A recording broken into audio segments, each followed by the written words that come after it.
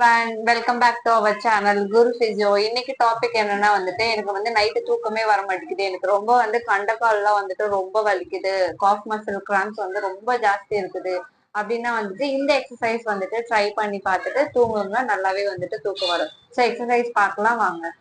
அதுக்கு first exercise வந்துட்டு இந்த மாதிரி வந்து கால் ஸ்ட்ரைட் பண்ணி வச்சுக்கோங்க. உங்களோட பாதத்தை மட்டும் என்ன பண்ணணும் அப்படின்னா வந்துட்டு ஃபுல்லா வந்து lift up down, lift up down, lift up down.